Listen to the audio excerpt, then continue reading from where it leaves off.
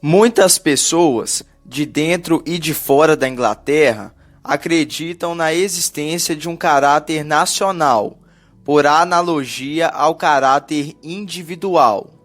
Em 1951, por exemplo, o Festival da Grã-Bretanha, organizado pelo governo como parte de seu programa de recuperação pós-guerra, evocou o caráter britânico, identificando o amor pela natureza e pelo lar como algo especificamente britânico, tão britânico quanto a excentricidade e o humor britânicos. A questão dos valores britânicos que caracterizam a inglesidade voltou a provocar discussões acaloradas em meados de 2014, quando o primeiro-ministro David Cameron declarou com veemência a necessidade de se pôr de lado certo escrúpulo e timidez, tão britânicos, de falar sobre nossas realizações e nossa britanicidade. Nesse país, disse ele, temos passado a mensagem preocupante de que, se você não acredita em democracia, tudo bem. Se a igualdade não é a sua praia, não se preocupe. Se você é totalmente intolerante para com os outros, nós ainda assim o toleramos. Esses valores devem ser promovidos em cada escola e para todas as crianças deste país, de acordo com David. Assim, como no caso de tantas outras nações, os ingleses definem sua identidade quando se importam em defini-la, se comparando ao outro. Nas primeiras décadas do século XXI, quebrando a tradição, os debates sobre identidade estão se tornando mais intensos e alguns comentaristas falam da crise de identidade que eles revelam. Manifestações de nacionalismo são feitas mais abertamente do que antes, com o uso, por exemplo, da bandeira nacional branca, vermelha e azul, porque combina as bandeiras tradicionais da Inglaterra. Alguns dos estudos sobre os ingleses estão desatualizados em muitos aspectos, enquanto, obviamente, todos os autores têm suas perspectivas particulares e, em alguns casos, suas próprias agendas. A crer no que dizem muitos anglófilos, por trás dessa anglofilia está a admiração pela história, instituições e liberdade dos ingleses. Voltaire, no século XVIII, propunha que a França e o mundo imitassem o que invejavam, convicto que estava de que, aclimatadas a um novo ambiente, as instituições e os valores ingleses poderiam vingar. A distinção oficial entre Grã-Bretanha e Reino Unido nem sempre, no entanto, é clara para os povos envolvidos, e tanto ingleses quanto escoceses e galeses ficam às vezes confusos sobre o que quer dizer tais divisões territoriais. Como disse um estudioso, somente na Irlanda do Norte as pessoas referem-se precisamente à ilha do outro lado do mar como Grã-Bretanha. O nacionalismo escocês, relativamente adormecido nos séculos XVIII e XIX, reviveu no século XX, em parte devido ao declínio industrial do país. Como os nacionalistas escoceses consideram seu país uma colônia explorada pela Inglaterra, eles foram encorajados em seus objetivos de independência. A população do país de Gales são vistos como discretos e pães duros, mas, ao mesmo tempo, falantes. Já os galeses se veem a si próprios como igualitários, mais exuberantes e hospitaleiros do que hierárquicos e reservados. Eles têm o costume de chamar as pessoas por apelidos, que tendem a minar as pretensões de grandeza associadas a títulos, como, por exemplo, chamar um porteiro de uma universidade de almirante. São também mais hostis à autoridade, provavelmente porque as autoridades em vigor eram tradicionalmente estrangeiras. Para reconhecer os galeses, além de seu sotaque musical, é importante prestar atenção aos nomes. Entre os sobrenomes galeses mais comuns estão Evans, Jones, Thomas e Williams. Diferentemente da Escócia, o país de Gales não possui instituições distintas, como um sistema legal, financeiro ou educacional. Enquanto os ingleses são devotos do futebol, os galeses preferem o rugby, um jogo de bola muito mais violento em que os jogadores correm com a bola na mão e seus oponentes tentam arrancá-la, derrubando-os. A religião é outro domínio no qual o país de Gales é distintivo, com a capela sendo mais importante do que a igreja. A cultura da capela também inclui a grande importância dada à música, que constitui marca da cultura galesa de modo geral.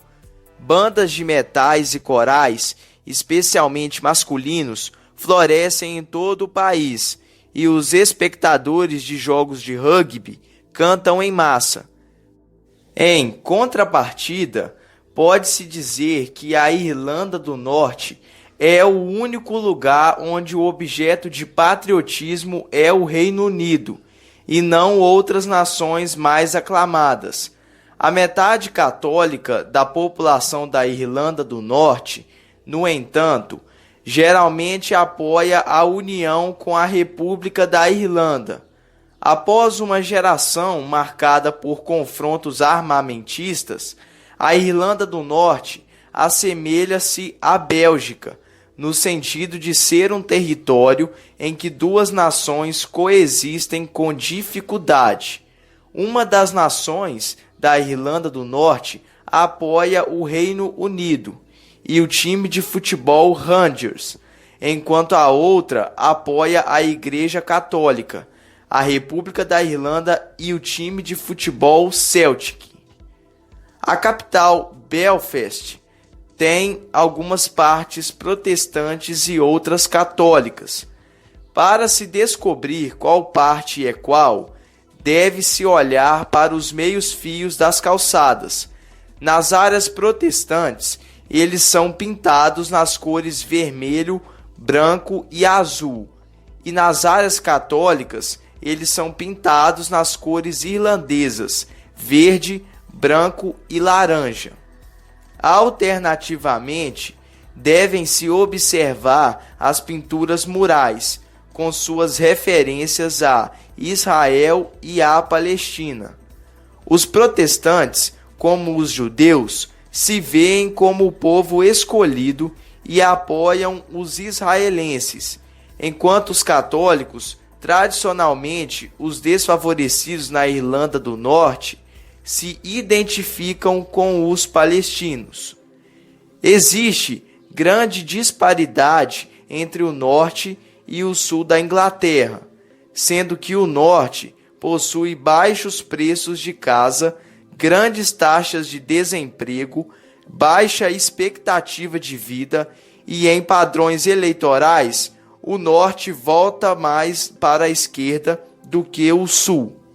Quando os sulistas pensam nos nortistas, provavelmente pensam primeiro em Yorkshire, o maior condado da Inglaterra, agora dividido em 4 para propósitos administrativos, ou em Lancashire, que inclui Manchester, cidade com 500 mil de habitantes, e Liverpool, praticamente do mesmo tamanho. O escritor George Orwell considera a Inglaterra como o país mais obcecado com classe que existe sob o sol. Ele não quis dizer com isso que a Inglaterra era o país com a maior desigualdade social, mas aquele no qual as pessoas estão conscientes, num grau fora do comum, das diferenças de classe, mesmo sendo verdade que a maioria não é capaz de definir classe e mesmo de dizer quantas classes existem. A Inglaterra é ou era até recentemente dividida basicamente em duas culturas, a de classe média e a de classe trabalhadora. Além dessas, que cobrem a maior parte da população, há também a classe aristocrática, composta por algumas centenas de nobres hereditários, duques, marqueses, condes, viscondes e barões, grande parte deles vivendo em mansões no campo, que são agora, muitas delas, abertas à visitação pública, a fim de ajudar na sua manutenção. Os membros da classe, que inclui a rainha, são reconhecidos pelo seu modo de falar, especialmente pelo seu sotaque, classificado como sotaque de Oxford. Uma forma de falar está fortemente associada às escolas internas particulares caríssimas, para as quais os membros das classes mais altas tradicionalmente enviavam seus filhos desde o século XIX. O recinto real, local destinado para corridas de cavalos e frequentada pela entusiasta Rainha Elizabeth, só ganha entrada a pessoa que receber convite de um membro titular, com crachá, que assistiu às corridas durante os 4 últimos anos. Os que têm permissão para entrar no recinto real precisavam, até há pouco tempo, seguir um código mais ou menos rígido de vestuário, que incluía, para as mulheres, por exemplo, usar chapéu e vestido formal, e, para os homens, fraque cinza ou preto com colete, cartola preta ou cinza e sapatos pretos. A fronteira de classe, no entanto, que afeta a maioria das pessoas, é a que divide a classe média da classe trabalhadora. Há meio século, as diferenças entre elas eram relativamente claras. Os dois grupos falavam e se vestiam de maneiras diferentes e gostavam de comidas e de bebidas bem opostas. Evidentemente, o contraste entre as classes nunca foi tão claro quanto essa descrição faz crer. E, com o passar do tempo, o contraste foi ficando menos nítido.